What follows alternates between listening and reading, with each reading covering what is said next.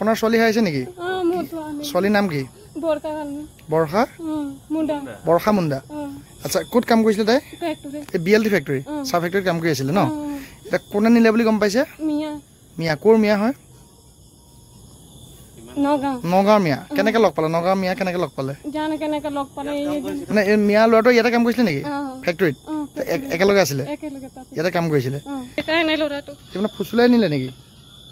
কিবা কিবি কোৱাই পেলাই লৈ গৈছে নেকি? তাইক কৈছে নেকি? নাই, ক'বলৈ নোৱাৰিছে। সেইটোৱে আচলতে আমি এইটো এটা সজাগতাৰ নিচিনা কথা। মিয়া য'তে থাকে, মিয়া যি জেগালৈকে যায় সেই জেগাতে এটা অপৰাধ সংঘটিত হয়। আৰু আজি আমাৰ এই চাহ জনগোষ্ঠীৰ যিগৰাকী ছোৱালী ইয়াৰ পৰা পলুৱাই লৈ গ'ল, সেইটো তাৰে এটা অংশ।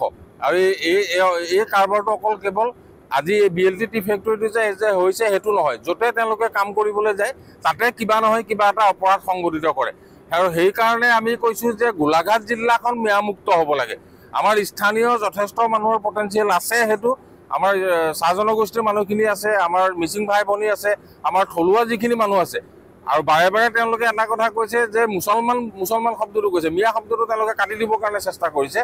আমি কৈছোঁ যে আমাৰ যিখিনি দেশী মানে আমাৰ যিখিনি গৰীয়া আছে, আমাৰ যিখিনি জোলা মানুহ আছে, যিখিনি মৰীয়া মানুহ আছে, সেইখিনিৰ লগত আমাৰ কোনো কথা নাই। যিখিনি শ্ৰমজীৱী মানুহ আছে তেওঁলোকৰ লগত আমাৰ সংঘাত নাই। আমাৰ সংঘাতটো হ'ল কি মিয়াৰ লগত। আৰু মিয়াই আজি উৰিয়াম ঘাটত উচ্ছেদ কৰাৰ কাৰণে মিয়ালেণ্ড দাবী কৰিব পাৰে, আৰু সেই মিয়াক আমি গোলাঘাটৰ নিচিনা জেগা এটাত আমি মানে আদৰি ল'ম, এই কথাটো কেতিয়াও গ্ৰহণযোগ্য হ'ব নোৱাৰে।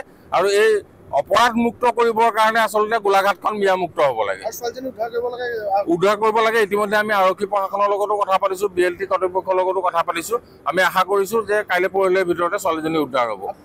মিয়ালেণ্ড দাবী কৰা মিয়াই এতিয়া BLT টি ফেক্টৰীত সোমাই আমাৰ এজনী হিন্দু ছোৱালী লৈ গ'ল। আৰু হিন্দু ছোৱালী এজনী লৈ গ'ল মানে এটা জেনেৰেশ্যন লৈ গ'ল। সি আমিনুলে এটা জেনেৰেশ্যন লৈ গ'ল। আটাইতকৈ ডাঙৰ কথা সেইটোৱে।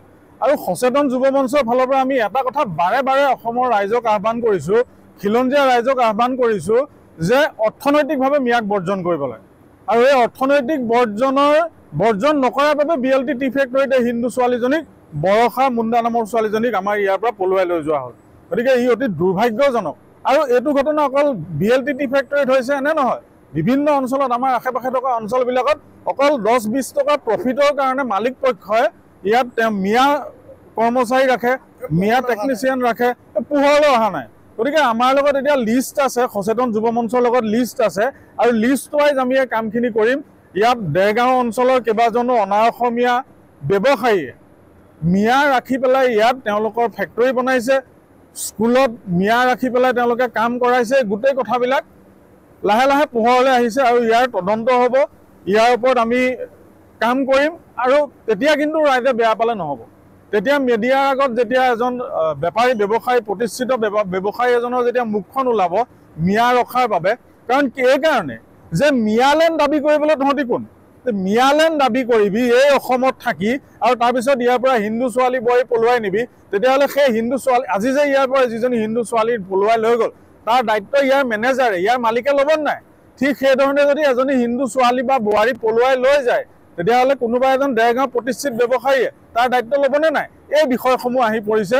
আৰু যদি ল'ব পাৰে, যে তেওঁলোকে যদি লিখি দিয়ে যে আমি কোনোবা এজনী ছোৱালী ইয়াৰ পৰা যদি পলুৱাই লৈ যায় আমি দায়িত্ব ল'ম, তেতিয়াহ'লেহে তেওঁলোকক গ্ৰীণ ছিগনেল দিব লাগে। আৰু নহ'লে সম্পূৰ্ণভাৱে মিয়াক অৰ্থনৈতিক বৰ্জন কৰাৰ যিটো প্ৰচেষ্টা সচেতন যুৱ মঞ্চই কৰিছে, ইয়াত সকলো স্তৰৰ ৰাইজক, অকল সচেতন যুৱ মঞ্চ নহয়, অসমৰ সকলো স্তৰৰ সকলো খিলঞ্জীয়া অসমীয়া লোকে এই ক্ষেত্ৰত আগবাঢ়ি আহিব লাগে। আৰু এইখিনি সময়তে মিয়াক নেখেদিলে খেদিব কেতিয়া, এই শ্লোগানটো লৈ মিয়াক খেদিব লাগে, চিধা আৰু স্পষ্ট কথা।